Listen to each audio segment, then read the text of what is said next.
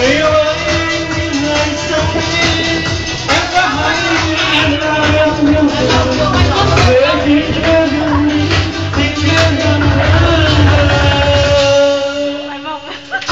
em không biết không thể muốn sống không nằm